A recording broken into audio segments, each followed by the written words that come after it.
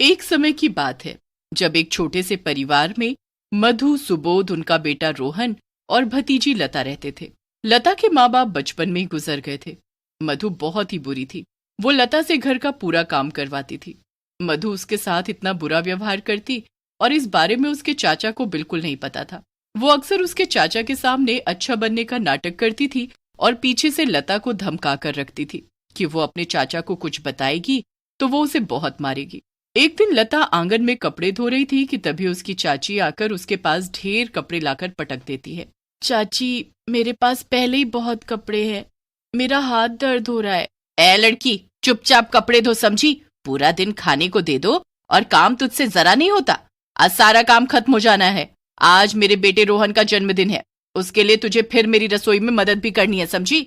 इतना कहकर मधु वहां से चली जाती है। कपड़े धोने के बाद मधु उसे अपने साथ रसोई में लगा लेती है। मधु अपने बेटे के जन्मदिन के लिए खीर पूरी बना रही होती है। लता को खीर बड़ी ही पसंद होती है। खीर देखकर उसके मुंह में पानी आ जाता है। उसने सुबह से कुछ खाया भी नहीं होता। चाची, ये खीर हमको कब मिलेगी? ओह हो, नवाब लड़की, आज मेरे बेटे का जन्मदिन है, समझी? ये उसके लिए बनाई है। तू कहाँ अपनी मनहूस नजर इस खीर पर डाल रही है? हाँ, मुझे बहुत भूख लग रही है चाची, मैंने सुबह से कुछ भी नहीं खाया। चल दफा हो यहाँ से। लता बेचारी वहां से चली जाती है। रात को सब मिलकर रोहन का जन्मदिन मनाते हैं। उसके बाद सब खीर पूरी मजे से खाते हैं। अरे लता कहाँ गई? उसे भी तो बुलाओ। अरे, उसने इतना ज्यादा खा लिया कि अब वो आराम से सो रही है। लता दूर से सब देख और सुन रही होती है। चाची कितना झूठ बोलती है, आज तो मुझे खाना ही नहीं मिला। सबके सोने के बाद जब उसकी चाची बची हुई खीर रख रही होती है तो लता भूख से तड़पती हुई उसके पास आती है। बहुत भूख लग रही है चाची, प्लीज मुझे खीर दे दो। ओह, चल भाग यहाँ से। मधु लता को वहां से भगा देती है। बेचारी लता भूखी ही सो जाती है। वो पूरी रात भूख से तड़पती रहती है। अब अगले दिन मधु खीर के अंदर छिपकली पड़ी हुई देखती है। हे भगवान, ये छिपकली कहाँ से आकर गिर गई इसमें? ये जरूर उस मनहूस की नजर लगी होगी, तभी ऐसा हुआ। कल से खीर लगा रखा था, कितने काजू बादाम डाले थे मैंने इसमें। वो खीर का कटोरा उठाकर उसे फेंकने ही लगती है कि एकदम रुक जाती है। अरे, फेंकने से अच्छा ये खीर मैं उस लता की बच्ची को ना दे दूं, खीर खाकर खुश हो जाएगी और फिर कुछ दिन मेरा मन लगाकर काम करेगी। यही सोचकर वो खीर का कटोरा ले जाकर लता को दे देती है। ए लड़की, कल से खीर मचा रखा था ना, चल ले, ये खा ले। क्या मैं?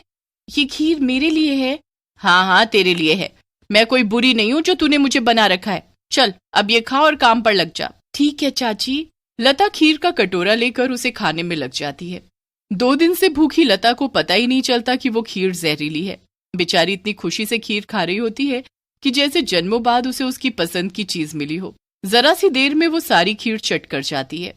चाची ने मुझे कितनी सारी खीर दी, वो तो बहुत अच्छी है। खीर खाने के बाद लता आंगन में झाड़ू लगाने चली जाती है। झाड़ू लगाते लगाते लता को अजीब सा होने लगता है। उसे अचानक से उल्टी होने लगती है और उसके मुंह से झाग निकलने लगते हैं। चाची, चाची। लता की आवाज सुनकर जब उसकी चाची वहां आती है तो लता के मुंह से निकलते हुए झाग को देखकर वो डर जाती है। उसे तो सब पता होता है कि ये सब उस छिपकली वाली खीर को खाने से हुआ है। चाची, मुझे कुछ हो रहा है, मुझे बचा लो चाची।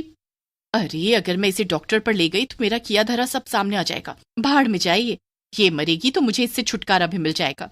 मधु उसे ऐसी हालत में वहीं छोड़ देती है और लता तड़प तड़प कर मर जाती है। उसके मरने के बाद लता रोने की खूब एक्टिंग करती है, जैसे उसे ही सबसे ज्यादा दुख हो। हाय मेरी बच्ची, जाने क्या हो गया। हाय, मेरा सब लुट गया। हिम्मत रखो लता, ऐसे रो मत। पर समझ नहीं आ रहा कि अचानक लता को हुआ क्या। अरे, मैं जब आंगन में गई तो ये मुझे मरी पड़ी मिली। किसी को कुछ पता नहीं चलता कि लता कैसे मरी है। मधु अंदर ही अंदर बड़ी खुश होती है कि जो उसने चाहा बिल्कुल वैसा ही हो गया, पर उसे क्या पता था कि उसके किए का दंड उसको जल्द ही मिलने वाला है। कुछ दिन बाद एक रात जब मधु बाहर के कमरे में होती है तो अचानक कमरे में ढेर सारी छिपकली आ जाती है। हे भगवान, ये इतनी सारी छिपकली कहाँ से आ गई? भागो यहाँ से। जैसे तैसे वो छिपकली को भगाती है कि तभी बाहर से एक आवाज आती है। आवाज सुनकर मधु बाहर जाती है तो उसके होश उड़ जाते हैं। उसके सामने एक चुड़ैल खड़ी होती है। मुझे बहुत भूख लग रही है, मुझे खीर दे दे। खीर मुझे बहुत पसंद है। जा, जल्दी मेरे लिए खीर ले आ।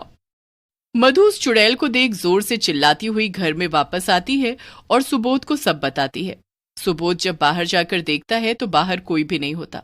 वो यही थी, मुझसे खीर मांग रही थी। तुम पागल पागल हो गई हो, लगता है आज ज्यादा काम कर लिया। चलो अब सो जाओ। मधु चुपचाप सो जाती है, पर यह सब अभी बंद नहीं हुआ होता। अगले दिन मधु रसोई में खाना बना रही होती है तो उसे पतीले में आलू की सब्जी की जगह उसमें खीर दिखने लगती है, जिसमें ढेर सारी छिपकली उछल रही होती है। ये सब क्या हो रहा है मेरे साथ? क्यों ये सब दिखाई दे रहा है मुझे? मधु को अचानक खिड़की में वही चुड़ैल खड़ी दिखती है और आगे हाथ फैलाकर उससे खीर मांगने लगती है। मुझे खीर दे दो, बड़ी स्वाद खीर बनाती हो ना तुम। चलो चलो, जल्दी से खीर दे दो मुझे। मेरे पास कोई खीर नहीं है, चली जाओ यहाँ से। क्यों मुझे बार बार दिखाई दे रही हो? मैंने क्या किया है? मैं तो बस खीर मांगने आई हूँ। बहुत भूख लग रही है मुझे। तुम मुझे थोड़ी खीर दे दोगी तो मैं चली जाऊंगी। नहीं है मेरे पास कोई खीर, जाओ यहाँ से, प्लीज चली जाओ। अचानक वहाँ सुबोध आ जाता है और मधु को अकेले में ऐसे बड़बड़ाता देख वो हैरान हो जाता है। ये क्या हो गया है तुम्हें? क्या अकेले में बड़बड़ किए जा रही हो? और तुम रो क्यों रही हो? मुझे बचा लो, मुझे बचा लो। अरे पर किससे बचा लूं? वो चुड़ैल, वो फिर से आई थी। कौन चुड़ैल? कहाँ है चुड़ैल? आई थी अभी, वो खीर मांगने वाली चुड़ैल। वो बार बार मेरे पास आती है और मुझसे खीर मांगती है। मधु से बार बार वो चुड़ैल खीर मांगने आती है। उसकी हालत दिन पर दिन खराब होने लगती है। सुबोध को अब मधु की हालत देख चिंता होने लगती है। वो लता की माँ को फोन करके सारी बात बताते हैं और वो अगले ही दिन एक बाबा को लेकर उनके घर आ जाती है। मेरी बेटी, क्या हुआ तुझे? देखो तो क्या हालत बना ली है अपनी। माँ कोई मेरी बात नहीं मानता, पर मैं सच बोल रही हूँ। वो खीर मांगने वाली चुड़ैल मुझे बार बार दिखती है। हाँ बेटी, मुझे दामाद जी ने बताया था, इसलिए देखो मैं ये बाबा को अपने साथ लेकर आई हूँ। ये अभी सब ठीक कर देंगे। बाबा चारों तरफ ध्यान से देखते हैं और उन्हें कुछ एहसास होता है। क्या इस घर में किसी की अनचाही मौत हुई है? हाँ बाबा, मेरी भतीजी लता की। पर अनचाही मौत मतलब? हाँ, मतलब कि वो अपनी मौत नहीं मरी। ये आप क्या बोल रहे हो बाबा? अभी सब पता चल जाएगा। ये सुनकर मधु घबरा जाती है और कांपने लगती है। तो वो चुड़ैल बार बार तुम्हें दिखती है? क्या कहती है वो तुमसे? खीर मांगती है बाबा। एक काम करो, अभी रसोई में जाओ, बढ़िया सी खीर बना कर लाओ। बाबा के कहने पर मधु बढ़िया सी खीर बनाकर लाती है। ये लो बाबा खीर। बाबा उस खीर को घर के बीचों बीच रख देते हैं और उसके चारों तरफ गोला बना देते हैं। उसके बाद बाबा अपने मंत्रों का उच्चारण करना शुरू करते हैं। कुछ ही देर में वहां रखी खीर की कटोरी हिलने लगती है। इतना कहते ही वो चुड़ैल सामने आ खड़ी होती है और बस खीर की तरफ देखे जा रही होती है। खीर खीर खीर चाहिए, मुझे खीर चाहिए।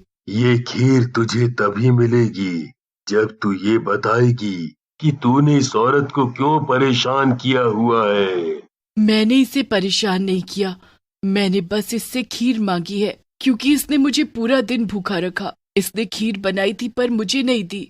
बड़ी भूखी थी मैं, कितना तड़पाया इसने मुझे। और जब इसने मुझे अगले दिन खीर दी तो उसे खाते ही मैं तड़प तड़प कर मर गई। ये सब क्या बोल रही हो? ये तुमको तुम्हारी बीवी बताएगी। मैं क्या बताऊंगी? मुझे तो कुछ भी नहीं पता कि ये सब क्या बोले जा रही है। तुझे सब पता है। वो खीर में छिपकली गिर गई थी, इसलिए मैंने वो खीर लता को दे दी थी और उसे खाकर वो मर गई। ये रोज मुझसे जानवरों की तरह काम करवाती थी और पूरा पूरा दिन भूखा रखती। इसने मुझे मार डाला। मुझे माफ कर दो, मुझसे भूल हो गई। अब तुम्हारी भूल सुधारने का एक ही तरीका है। हर अमावस को तुमको छत पर खीर बनाकर रखनी होगी। अगर तुमने ऐसा नहीं किया तो ये चुड़ैल तुम्हें परेशान करती रहेगी। बाबा उस चुड़ैल को वहां रखी खीर दे देते हैं, जिसे वो बड़ी खुश होकर खाती है। उसके बाद मधु हर अमावस को उसके लिए खीर बनाकर छत पर रखती, जिसे वो खाने आती है। फिर कभी अपनी चाची को वो परेशान नहीं करती।